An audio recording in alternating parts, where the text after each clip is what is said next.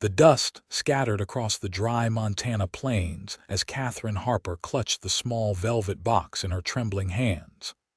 The year was 1885, and the golden afternoon sun caught the glint of the diamond ring inside a promise she no longer felt worthy to keep.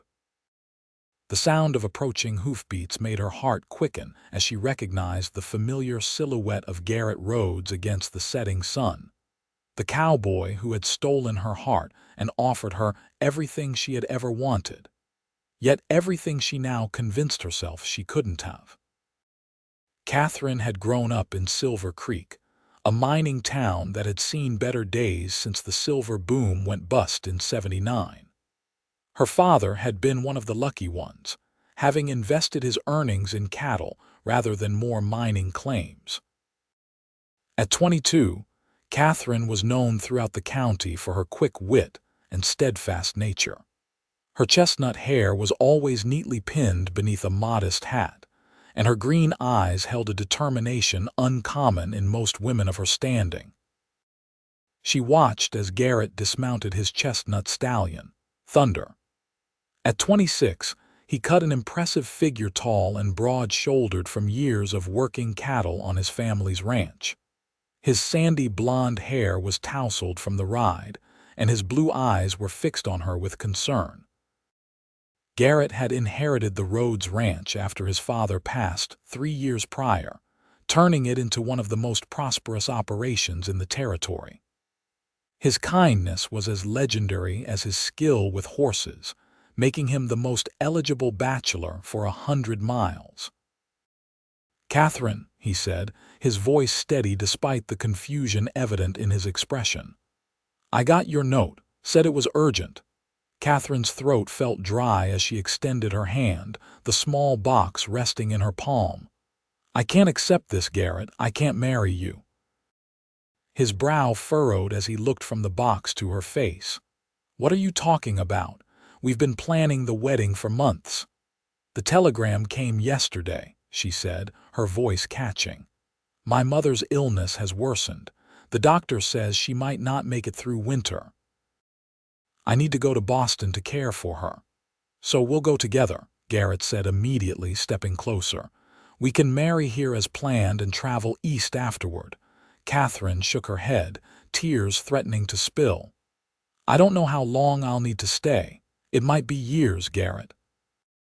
"I can't ask you to leave everything you've built here." "You're not asking. I'm offering," he insisted. "The ranch is your life," Catherine countered. "Your family has worked this land for 3 generations. I won't be the reason you lose it." Garrett's expression softened as he reached for her hand that held the box. Instead of taking it, he gently closed her fingers around it and whispered, "It was always yours, Catherine, just like my heart." The tenderness in his voice nearly broke her resolve. She had spent the entire night convincing herself this was the right decision, that setting him free was the selfless thing to do. But standing before him now, she wavered. "I can't bear the thought of you resenting me someday," she admitted. "What if we go to Boston and you hate city life? What if the ranch falls to ruin without you here to manage it?" "The ranch will still be here," Garrett said. "Land waits, Catherine. People don't." A gust of wind swept across the plains, carrying the scent of sagebrush and distant rain. Catherine closed her eyes briefly, remembering the first time Garrett had spoken to her at the town's Founders' Day dance 3 years ago. She had been helping her father serve punch, and Garrett had asked her to dance with such genuine sincerity that she couldn't refuse, despite her misgivings about cowboys and their reputation for roaming hearts. "There's something else," Catherine said softly. "My father received an offer from Mr. Harrington." Garrett's jaw tightened at the mention of Douglas Harrington, the banker who had been buying up foreclosed ranches throughout the territory. "What kind of offer?" "He wants to purchase our cattle business. Says he can triple my father's investment in 2 years, Catherine explained. "Father thinks I should consider his son's courtship if I'm determined to go east. The Harringtons have connections in Boston that could help Mother receive better care. Anger flashed in Garrett's eyes, quickly replaced by determination. Edward Harrington hasn't worked a day in his life. He can't tell a heifer from a steer. Is that really who you want standing beside you? Of course not, Catherine said, frustrated tears finally spilling. But what choice do I have? Mother needs specialists, treatments that cost more than we can afford. Garrett gently brushed away a tear from her cheek. You always have a choice, Catherine, and you don't have to make it alone. Before she could respond, the sound of approaching riders drew their attention. 3 men on horseback were coming from the direction of town, dust clouds rising behind them. Catherine recognized the lead rider as Wallace Tucker, the town's sheriff and Garrett's childhood friend. Garrett. Wallace called out as they approached. We've been looking for you. There's trouble. Garrett kept his eyes on Catherine for a moment longer before turning to the sheriff. What kind of trouble? Train robbery 10 miles north, Wallace explained, his expression grim beneath his wide-brimmed hat. 2 guards killed. The Blackwell gang is headed west, likely through Rhodes land. Federal marshals are a day behind, asking for local men who know the terrain. Catherine's heart sank. The Blackwell gang had been terrorizing the Montana-Idaho border for months, growing bolder with each successful robbery. Their leader, Silas Blackwell, was rumored to have killed a dozen men across 3 territories. How many in their party? Garrett asked, instantly alert. 6, maybe 7, Wallace replied. They've got a woman with them too, according to witnesses. Catherine clutched Garrett's arm. You can't go after them, they're killers. If they're crossing Rhodes land, I need to warn the hands, Garrett said, his voice firm but gentle. I can't let them be caught unaware. Wallace nodded grimly. We're gathering men at Dawson's Crossing in an hour. Can you meet us there? Garrett turned back to Catherine, his expression torn between duty and the unresolved conversation they were having. This isn't over, he told her quietly. Don't make any decisions until I get back. Garrett, please, Catherine pleaded. Let the marshals handle this. The marshals won't arrive until tomorrow, Garrett said. By then, the gang could have hurt more people. I know these mountains better than anyone. Catherine knew there was no dissuading him once his mind was set. It was one of the qualities she admired most about him, his unwavering sense of responsibility, even as it terrified her now. Promise me you'll be careful, she whispered. Garrett took her hand, still clutching the ring box, and pressed it to his heart. I promise. And when I return, we're going to finish this conversation properly. With that, he mounted Thunder and nodded to Wallace. I'll meet you at the crossing after I alert my men. Catherine watched as the men rode away, her heart heavy with unspoken words and fear. The velvet box felt impossibly heavy in her hand now. She hadn't expected Garrett to refuse the ring's return or to offer to leave everything behind for her. In her mind, she had imagined him angry or resigned, not determined to find a solution that would keep them together. As she turned to walk back to her wagon, Catherine noticed dark clouds gathering on the horizon. A storm was coming, and not just the kind that brought rain. She had a sinking feeling that her life and Garrett's were about to be swept up in something far beyond a family illness in Boston. 3 days passed with no word from Garrett or the posse. Catherine alternated between pacing the floors of her father's house and sitting on the porch watching the road that led into town. The telegraph had been silent, which could be good or bad news. Her father, James Harper, tried to console her with assurances that Garrett was too skilled a rider and too knowledgeable about the mountains to be caught unawares by outlaws. He'll be back before you know it, James said on the evening of the 3rd day, his weathered face kind but concerned. Garrett Rhodes is not a man who breaks his promises. Catherine nodded, but her worry had only grown with each passing hour. "The telegram from Boston came again this morning," she said quietly. "Uncle George says Mother has taken a turn for the worse." James sighed heavily, settling into his chair by the fireplace.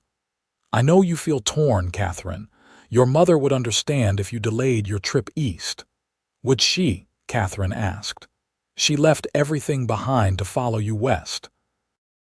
"She never complained, even when the winters were harsh and the comforts few." "That was her choice," James reminded her. "Just as this is yours." Catherine toyed with the ring box that hadn't left her possession since Garrett rode away. "What about the Harrington offer? You said it was a good one." James's expression hardened.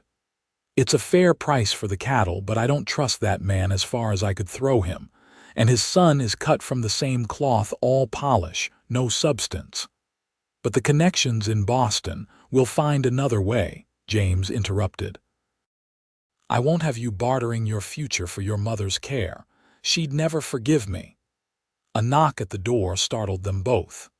Catherine rushed to answer it, hope blooming that it might be Garrett returning. Instead, she found Wallace Tucker on their porch, his hat in his hands and exhaustion evident in his posture. "Sheriff," Catherine greeted, her heart pounding.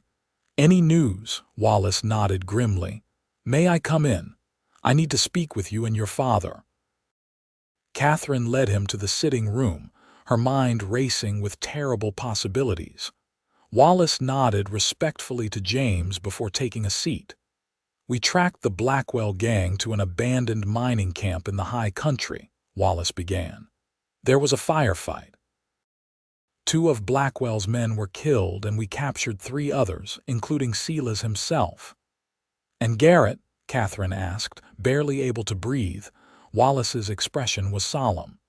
"He was shot during the exchange. The bullet took him in the shoulder, but he lost a lot of blood before we could get him to a doctor." Catherine felt the room spin. "Is he?" "He's alive," Wallace assured her quickly. "Doc Miller is treating him at his office in town. He's weak but conscious. He asked for you." Relief flooded through Catherine, followed immediately by renewed fear. "I need to go to him," she said, already moving to gather her shawl. "I'll hitch the wagon," James said, standing. The ride into town felt interminable. Catherine stared straight ahead, clutching the ring box so tightly that her knuckles turned white. The setting sun cast long shadows across the main street as they pulled up outside the doctor's modest office. Doc Miller met them at the door, his spectacles perched on his nose and his sleeves rolled up past his elbows. "He's stable," he told them before Catherine could ask. "The bullet went clean through, which is fortunate. No bone was hit, but he'll need time to recover his strength." "Can I see him?" Catherine asked. The doctor nodded. "He's been asking for you since they brought him in. Just keep it brief. He needs rest." Catherine followed him to a small room at the back of the office. Garrett lay on a narrow bed, his upper body bandaged, his face pale against the white pillowcase. His eyes were closed, but they fluttered open at the sound of her footsteps.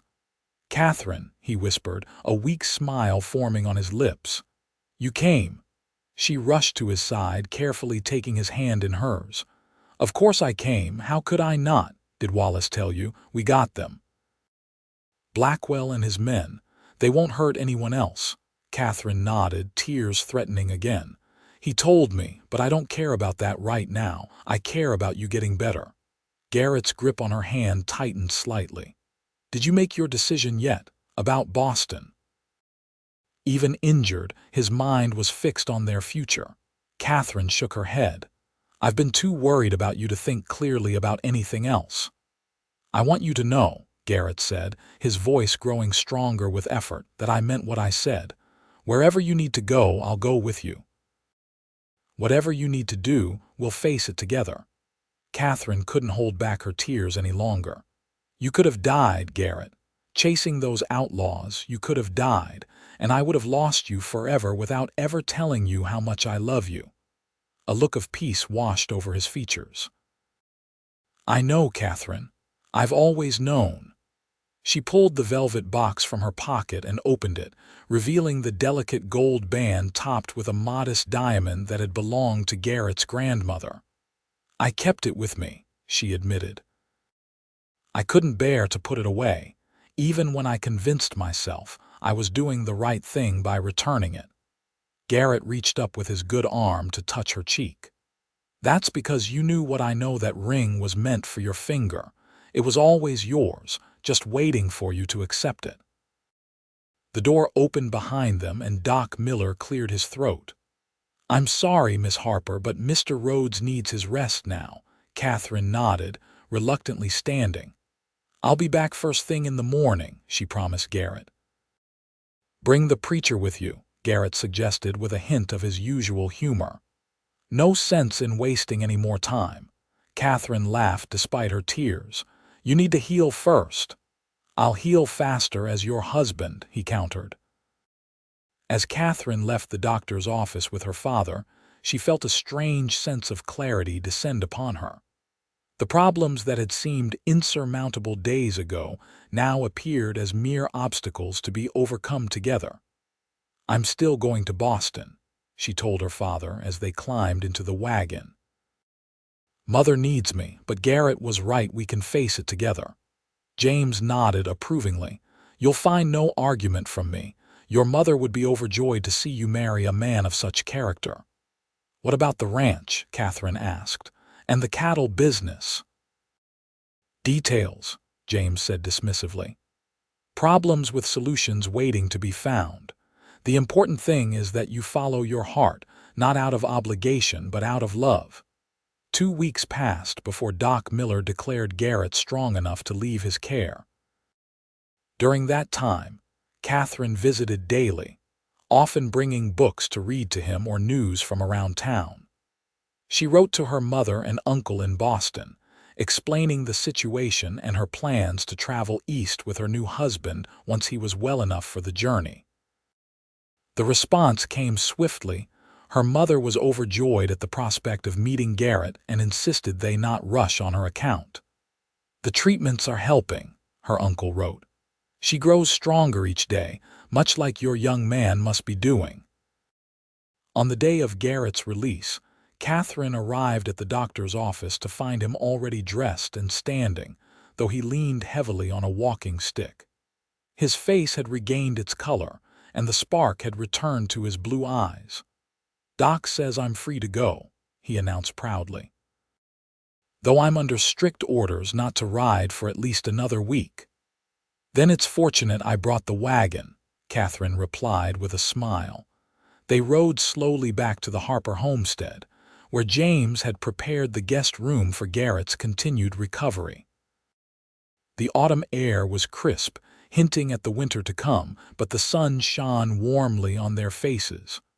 Wallace came by yesterday, Garrett said as they traveled. The federal marshals took Blackwell and his men to Helena for trial. They'll likely hang before spring. Catherine nodded solemnly. I'm glad they'll face justice, but I hate that it nearly cost you your life. It was worth it, Garrett said. Those men would have continued hurting innocent people. Sometimes you have to stand up for what's right, even when it's dangerous. Is that what you think I'm doing? Catherine asked quietly. Standing up for what's right by going to Boston, Garrett considered her question. I think you're following your heart, which is telling you to care for your mother in her time of need. There's no greater right than that. They arrived at the Harper home to find several wagons already parked outside and a small gathering of people on the porch. Catherine looked questioningly at Garrett, who merely smiled. I might have arranged a surprise, he admitted. As they pulled up, Catherine recognized faces from town: the preacher and his wife, Wallace and his family, several of the Rhodes ranch hands, and even old Mrs. Patterson, who ran the general store. All were dressed in their Sunday best, smiling expectantly.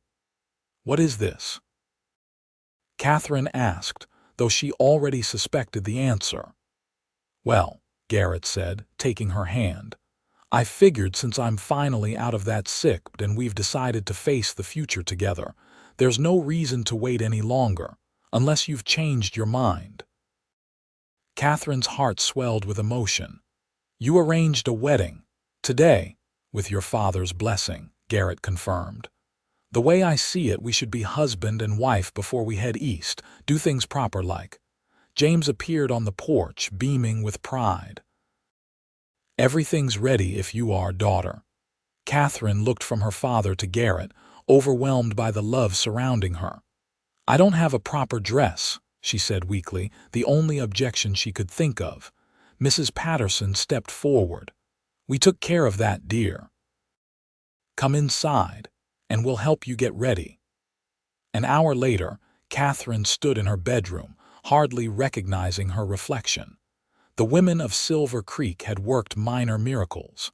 Someone had contributed a cream-colored dress with delicate lace trim that fit as though it had been made for her.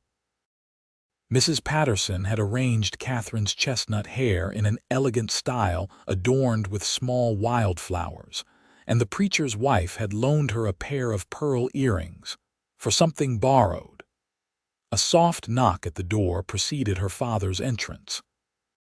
He stopped in the doorway, his eyes misting at the sight of her. "You look just like your mother on our wedding day," he said softly. "She'll be heartbroken to miss this." "We'll have another celebration when we reach Boston," Catherine assured him. "Perhaps by then, she'll be well enough to truly enjoy it." James offered his arm. "Garrett's waiting, and if the look on his face when he arranged all this is any indication, he's the most impatient groom in Montana territory." The simple ceremony took place in the Harper's front yard, with the mountains as a backdrop and the late afternoon sun casting everything in golden light. Garrett stood tall despite his injury, having forsaken the walking stick in favor of leaning slightly on Wallace, who served as his best man. When Catherine appeared on her father's arm, the small gathering of friends fell silent in appreciation. Garrett's eyes never left hers as she approached, his expression one of pure adoration. As James placed her hand in Garrett's, Catherine felt the last of her doubts melt away. This was right. This was where she belonged. The preacher spoke the traditional words, binding them together before God and their community. When it came time for the rings, Garrett reached into his pocket and withdrew the familiar velvet box. "I've been carrying this since the day I bought it," he said for her ears alone as he slipped the ring onto her finger, waiting for the moment it would find its permanent home. Catherine responded with her own vow, sliding a simple gold band onto his finger, a ring that had been hastily purchased from Mrs. Patterson's store the day before. "With this ring, I promise to stand by you through whatever life brings us, whether in Montana or Boston or anywhere else our journey leads. I now pronounce you husband and wife," the preacher declared. "What God has joined together, let no man put asunder." As Garrett leaned down to kiss her, sealing their union with tender passion, cheers erupted from their friends. Catherine felt as though her heart might burst with happiness. Whatever challenges lay ahead, her mother's illness, the journey east, the uncertain future of the ranch, they would face them together. The celebration continued well into the evening, with food and music and dancing despite Garrett's limited mobility. As the stars began to appear in the darkening sky, the newlyweds found a moment of quiet on the porch swing. "Mrs. Rhodes," Garrett said, testing the name on his tongue, "I think it suits you." Catherine leaned her head against his good shoulder. "It does, doesn't it? Though I'm still getting used to the idea that this is real, that you're really my husband." "As real as those stars," Garrett assured her, pointing to the heavens, "and just as permanent." Catherine absently turned the ring on her finger, watching how it caught the light from the lanterns. "Do you remember what you said when I tried to return this to you? That it was always yours," Garrett recalled. "And I meant it. From the moment I saw you at that Founder's Day dance, I knew you were the one I wanted to spend my life with, even though I can be stubborn and headstrong." Catherine teased. Garrett laughed. "Especially because of that. I need someone who knows her own mind, Catherine. Someone who challenges me and makes me better." They sat in comfortable silence for a moment, listening to the sounds of their friends and family inside the house. "We should leave for Boston within the month," Catherine said eventually, "before the mountain passes become too treacherous with snow." Garrett nodded. "I've been thinking about that." Wallace mentioned that the stage line is hiring guards for the eastern route after what happened with the Blackwell gang. I could apply for a position. It would give us income while we're away from the ranch. "What about your shoulder?" Catherine asked with concern. "By the time we're ready to leave, it should be healed enough," Garrett assured her. "And I've spoken with your father about the ranch. He's agreed to oversee both properties while we're gone, with help from my foreman." Catherine marveled at how efficiently Garrett had begun solving the very problems that had seemed so insurmountable to her. "You've thought of everything, haven't you?" "Not everything," Garrett admitted, "but enough to start. We'll figure out the rest as we go." Inside the house, someone began playing a familiar tune on the fiddle, the same song that had been playing when they first danced 3 years earlier. Garrett stood and offered his hand to Catherine. "May I have this dance, Mrs. Rhodes?" he asked with a formal bow. Catherine rose and curtsied playfully. "I would be honored, Mr. Rhodes." Mindful of his injury, they swayed gently on the porch, the music floating around them like a blessing. Catherine rested her head against Garrett's chest, listening to the steady beat of his heart and knowing with absolute certainty that she had made the right choice. "I love you, Garrett," she whispered. "Thank you for not letting me push you away." Garrett pressed a kiss to the top of her head. "I love you too, Catherine. And I always will, no matter where life takes us." The journey to Boston took nearly 2 weeks, a combination of stagecoach, train, and finally a hired carriage that delivered them to the doorstep of Catherine's uncle's elegant brownstone in the heart of the city. Garrett had indeed secured a position as a guard on the eastbound stage, which had covered their travel expenses and provided a small sum to begin their life in the city. Boston in the late autumn of 1885 was a stark contrast to the wide open spaces of Montana. Catherine watched Garrett's reaction as they moved through the crowded streets, worried that he might already be regretting his decision to accompany her. "It's different," he commented diplomatically as their carriage navigated the busy thoroughfare. "More people than I've ever seen in one place." Catherine squeezed his hand. "It takes some getting used to. My mother found it overwhelming when she first arrived from England as a girl." "If she could adapt, so can I," Garrett said with determination. "Besides, I'm not here for the city. I'm here for you and your mother." Catherine's uncle George Matthews greeted them warmly at the door of his Beacon Hill home.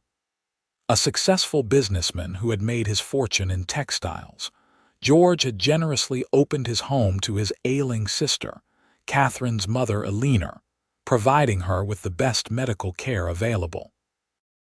"Catherine, my dear," he exclaimed, embracing her tightly. "We've been counting the days until your arrival, and this must be the young man we've heard so much about." Garrett shook George's hand firmly. "Garrett Rhodes, sir, thank you for welcoming us into your home." George appraised Garrett with approval. "Any man who would travel across the continent for love is welcome in my house. Come, Eleanor is eager to see you both."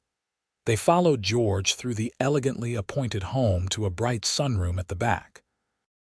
There, propped up with pillows on a dabe near the window, was Catherine's mother. Eleanor Harper had once been a vibrant, energetic woman, but illness had taken its toll. She was thin now, her once golden hair faded to silver, but her eyes the same green as Catherine's lit up at the sight of her daughter. "Catherine," she breathed, extending her arms. "My darling girl." Catherine rushed to embrace her mother, tears flowing freely. "Mother, I've missed you so much." "Let me look at you," Alina said, holding Catherine at arm's length. "Married life agrees with you. You're positively glowing." Catherine wiped away her tears and turned to Garrett, who stood respectfully at a distance. "Mother, this is my husband, Garrett Rhodes." Garrett stepped forward and took Alina's frail hand, bowing slightly. "It's an honor to meet you, Mrs. Harper. Catherine has told me so much about you." Alina studied him with frank curiosity. "So you're the cowboy who stole my daughter's heart. I must say, she described you accurately." "You do have kind eyes." Garrett smiled, instantly charmed by his mother-in-law. "And now I see where Catherine gets her direct manner of speaking."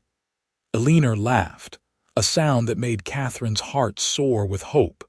Her mother seemed stronger than the dire reports had suggested. "Please, sit down, both of you. I want to hear everything about the wedding and your journey." For the next hour, they sat with Alina as Catherine recounted their hasty but heartfelt wedding and the adventure of traveling east. George joined them, bringing tea and refreshments, occasionally interjecting with questions about life in Montana Territory. "It sounds wonderfully wild," Alina sighed when they finished their tale.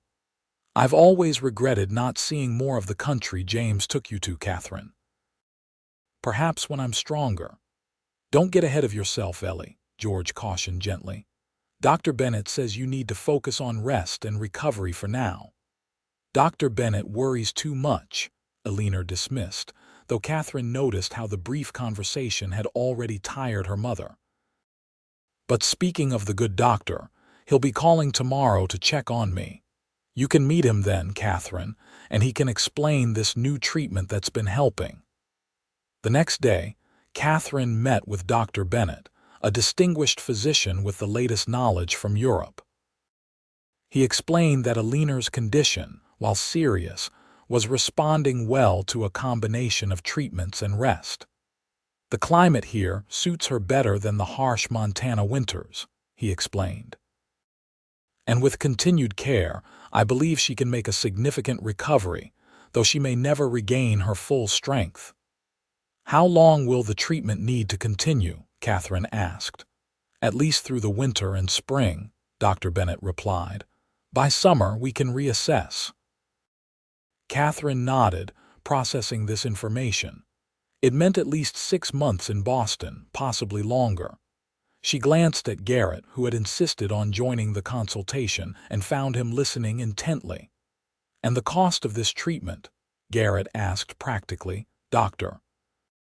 Bennett named a figure that made Catherine wince, though it was less than she had feared. "Your uncle has been most generous," the doctor added, "but these specialized medications are expensive to import." After the doctor left, Catherine and Garrett walked in the small garden behind the house, discussing their options. "My position with the stage line pays well enough," Garrett said, "but not enough to cover those medical expenses and our living costs." "I could seek employment," Catherine suggested. "Many shops employ young women as clerks." Garrett shook his head. "You should be with your mother, that's why we came." "Then what do you suggest?" Catherine asked, worry creeping back into her voice. Garrett was quiet for a moment, his expression thoughtful. "Your uncle mentioned that several of his business associates raise horses for racing and carriages.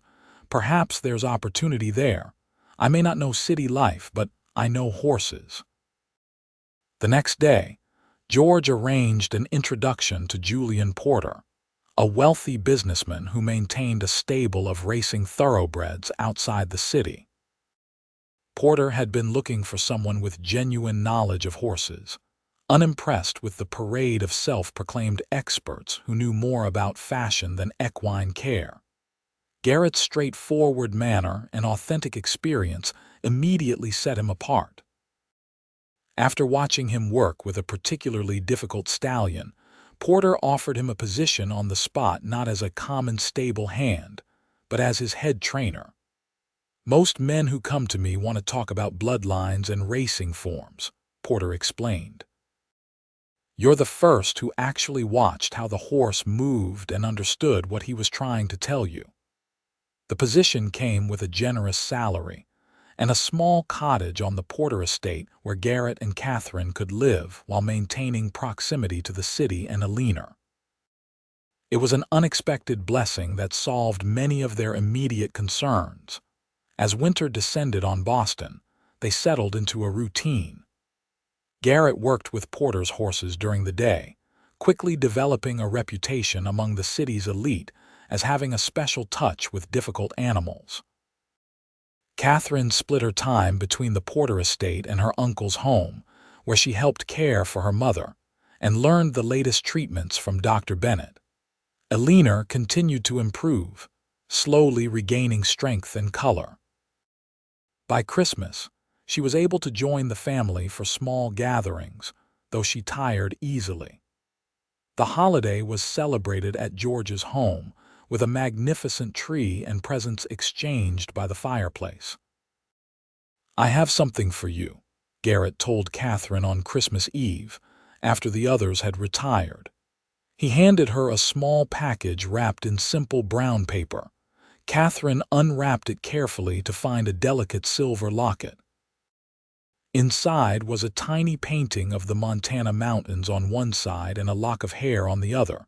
"It's from Thunder," Garrett explained with a smile. "So you always have a piece of home with you." Catherine's eyes filled with tears as she fastened the locket around her neck. "It's perfect." "I have something for you too." She retrieved a wrapped package from beneath the tree and handed it to him. Inside was a finely crafted leather-bound journal with Garrett's initials embossed on the cover. "For all the stories you'll have to tell our children someday," Catherine said softly. "About Montana, about Boston, about the adventure that brought us together." Garrett's eyes widened slightly. "Children?" Catherine blushed. "Well, yes, someday, I thought perhaps." Garrett pulled her into his arms, his expression one of pure joy. "Someday soon, I hope." As the winter months passed, Catherine began to notice subtle changes in herself: fatigue in the afternoons, sensitivity to certain foods, a general sense of her body being different. By February, she was certain enough to consult with Dr. Bennett, who confirmed her suspicions with a gentle smile. "You're with child, Mrs. Rhodes," he said. "I'd estimate the baby will arrive in late summer or early autumn." Catherine could hardly contain her excitement as she waited for Garrett to return from the stables that evening. Their small cottage was cozy and warm against the February chill, a fire crackling in the hearth and dinner warming on the stove. When Garrett finally arrived, stamping snow from his boots, Catherine practically flew into his arms. "Careful," he laughed, steadying her. "What's got you so excited?" Catherine took his hands and placed them on her still flat stomach. "We're going to have a baby," she said, her voice filled with wonder. "Dr. Bennett confirmed it today. By September, we'll be parents." Garrett's expression transformed from surprise to profound joy. He lifted Catherine in a gentle spin before setting her carefully back on her feet. "A baby," he repeated, his voice thick with emotion. "Our baby." That night, as they lay together in their bed, making plans and dreaming of the future, Catherine felt a profound sense of peace wash over her. "I never imagined our life would take this turn," she admitted. "When I tried to return your ring that day, I thought I was saving you from having to choose between me and your home." Garrett propped himself up on one elbow, looking down at her with tenderness. "And I never imagined I'd find myself training racehorses in Massachusetts or preparing to become a father so far from the mountains. But Catherine, home isn't a place. It's wherever you are." Spring brought new life to Boston and continued improvement for Alina. By April, She was taking daily walks in the garden and had even ventured to the Porter estate twice to visit Catherine and Garrett in their cottage. The baby's impending arrival had given her a new determination to regain her strength. "I intend to be a proper grandmother," she declared during one such visit. "One who can hold the child and tell stories and perhaps even someday travel west to see where its father grew up." Catherine, now visibly pregnant, shared a hopeful glance with Garrett. "Do you really think you might be well enough to travel to Montana someday?" "Dr. Bennett seems to think so," Alina replied. "He says the treatments have been more successful than he anticipated. By next year, with proper precautions, I might be able to undertake such a journey." This news sparked a serious conversation between Catherine and Garrett that evening after Alina had returned to the city. "If your mother continues to improve," Garrett began carefully, "would you consider returning to Montana? Not immediately, but perhaps next year, as she suggested." Catherine had been thinking about this possibility for weeks.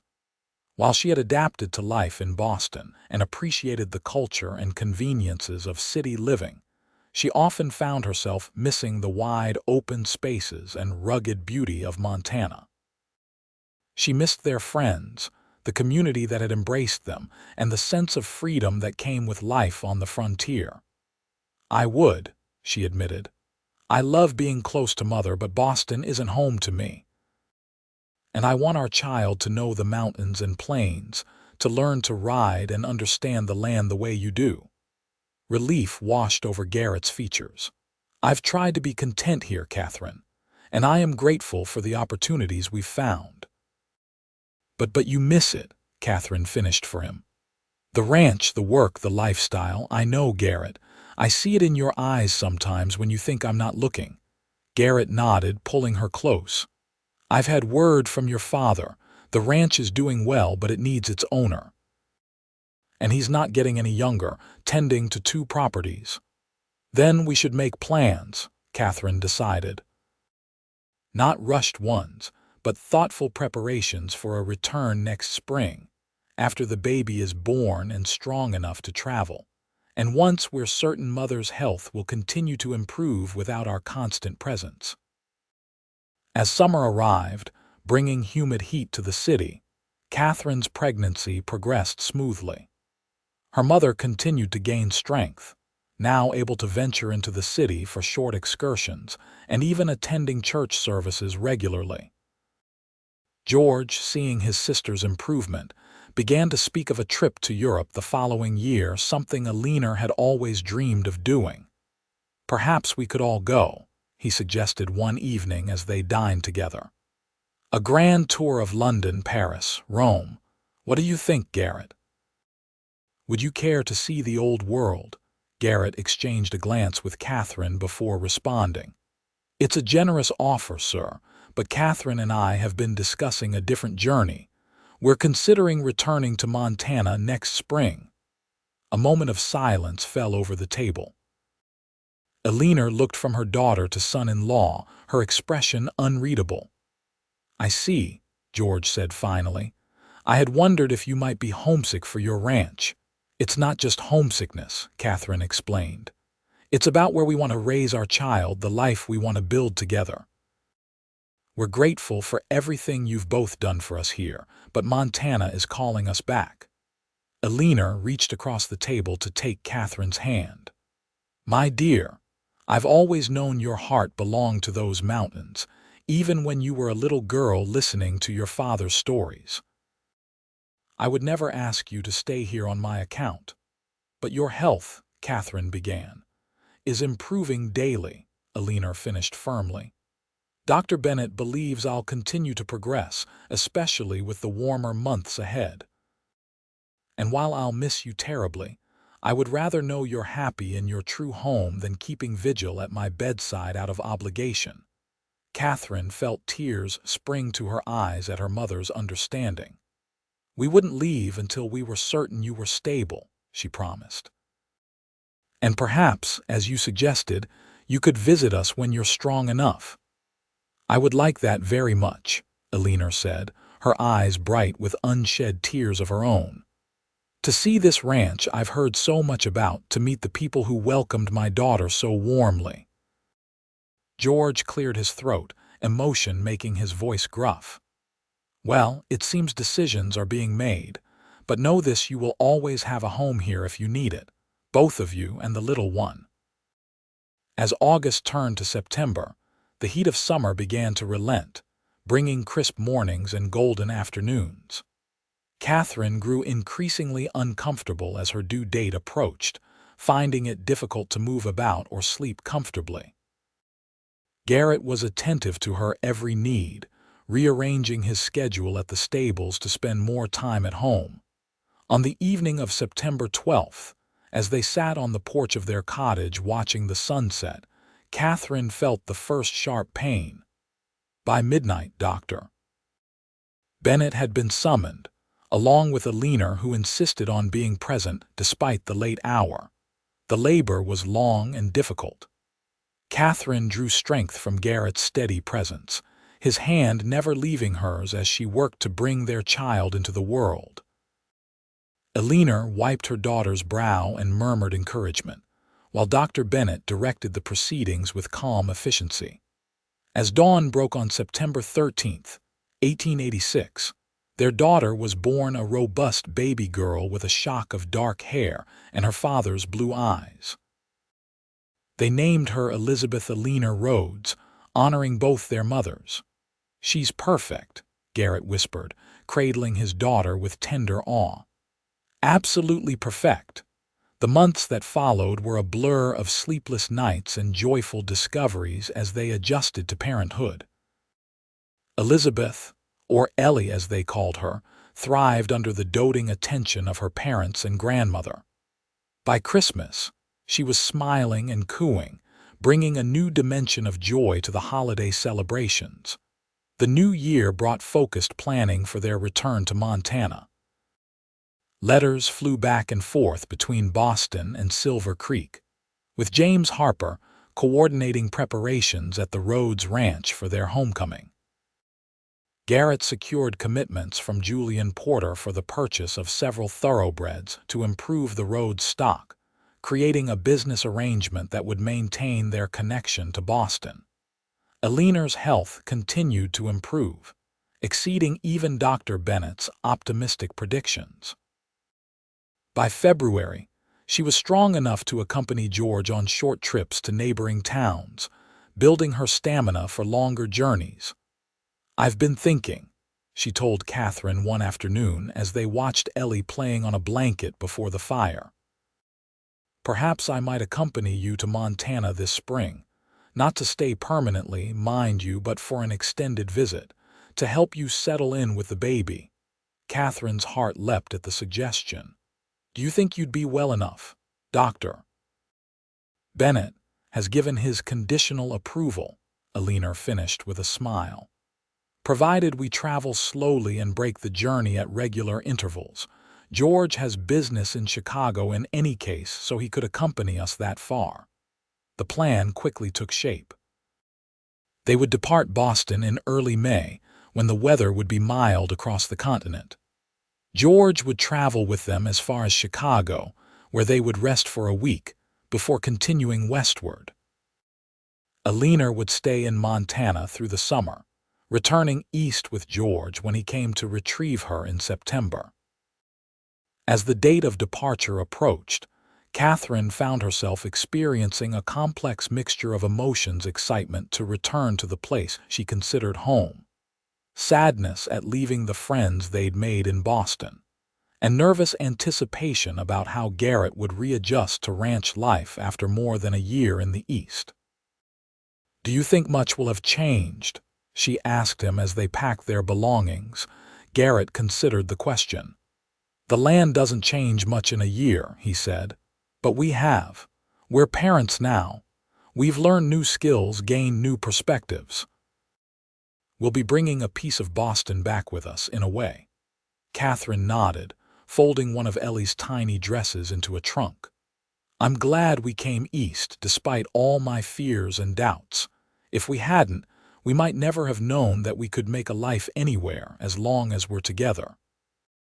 And your mother might not have recovered so well, Garrett added. Some things happen for a reason, Catherine, even the difficult ones. The journey west was considerably more comfortable than their eastward trek had been.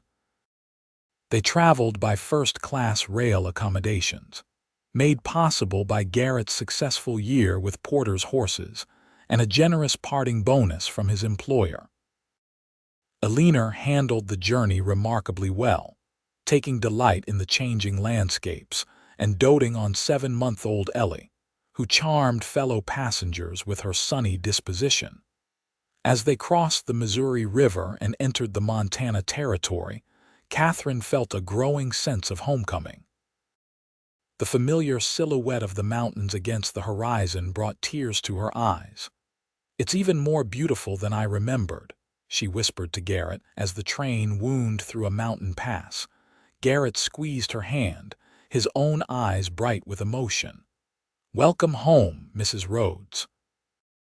They arrived in the nearest railroad town on a perfect May afternoon. James Harper was waiting at the station with a wagon for their luggage and a new buggy specifically purchased for the comfort of Elinor and the baby. The reunion was joyous, with James marveling at his granddaughter and embracing his wife with tears streaming unashamedly down his weathered cheeks. "You look well, Elinor," he said, holding her at arm's length. "Better than I dared hope." "I am well, James," she replied with a smile. "Well enough to visit the home you built for our daughter, at least for a time." The final leg of their journey took them through familiar territory. Catherine pointed out landmarks to her mother, the creek where she and Garrett had picnicked during their courtship, the hillside covered in wildflowers where he had proposed, the very spot where she had tried to return his ring, and he had refused to take it back. As they crested the final ridge, the Rhodes Ranch came into view, a sprawling complex of buildings nestled in a verdant valley. Cattle dotting the surrounding pastures and horses grazing in a nearby meadow. Smoke rose from the chimney of the main house, a sturdy 2-story structure built of locally quarried stone and timber. "It's beautiful," Elinor breathed. "No wonder you were homesick for it." A small welcoming committee had gathered in the yard, ranch hands, neighbors and friends from town, including Wallace Tucker and his family. A hand-painted banner hung between 2 posts. "Welcome home, Garrett and Catherine and baby Ellie." As they pulled into the yard, cheers erupted. Garrett helped Catherine down from the buggy, Ellie secure in her arms, then turned to assist Elinor. James followed with the first of their luggage, his face beaming with pride. Mrs. Patterson pushed forward through the crowd. "Let me see this little one. Born in Boston, were you?" "Well, you're a Montana girl now," Catherine laughed, carefully unveiling Ellie's face to the sunlight. The baby blinked at the unfamiliar faces but didn't cry, seeming to take in the excitement with calm curiosity. Wallace approached, shaking Garrett's hand firmly. "The place looks good, doesn't it? Your foreman's kept everything running smooth as silk." "Better than I expected," Garrett admitted, surveying his domain with satisfaction, "though I'm eager to get back to work." "Plenty of time for that tomorrow," Wallace said. "Today's for celebrating." The impromptu homecoming party lasted well into the evening. Food appeared from baskets and containers, music from fiddles and guitars. Stories were exchanged, news shared, and plans discussed for the coming seasons. Elinor was welcomed warmly into the community, her obvious devotion to Catherine and Ellie earning her immediate acceptance despite her Eastern refinement. As twilight descended, the visitors gradually departed, leaving the family to settle into the ranch house. James helped Elinor to the guest room specially prepared for her comfort, while Catherine took Ellie upstairs to the nursery that had been readied according to her instructions sent ahead by letter. Finally alone in their bedroom, Catherine and Garrett stood at the window, looking out over their land in the gathering darkness. The familiar sounds of the ranch at night surrounded them: distant lowing of cattle, the occasional nicker from the horse barn, the rustle of wind through the cottonwoods that lined the creek. "Does it feel like home still?" Catherine asked softly. Garrett drew her into his arms, his chin resting on top of her head. "It does, but so would a tent in the wilderness or a mansion in Boston as long as you and Ellie were there." Catherine tilted her face up to his. "You remember that day when I tried to give your ring back?" "I remember everything about that day," Garrett said. "The look on your face, the feel of the velvet box in your hand, the exact words I spoke to you." "It was always yours," Catherine quoted softly. "You were right, though I couldn't see it then. This life, our life together, it was always meant to be." Garrett's kiss was tender and full of promise. "And always will be, Catherine, always will be." In the years that followed, the Rhodes Ranch flourished under their care.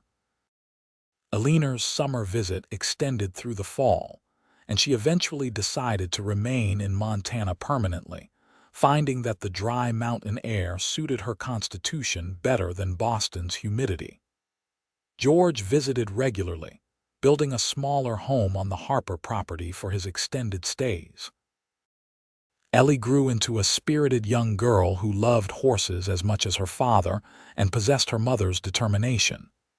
She was joined by a brother, James Garrett, 2 years later, and eventually by twin sisters, Sarah and Mary, completing their family. Catherine often thought back to that pivotal moment when she had tried to make what she believed was a selfless choice, only to discover that true love meant facing challenges together rather than apart. The ring that she had once attempted to return never left her finger, a constant reminder that some things in life were simply meant to be always and forever.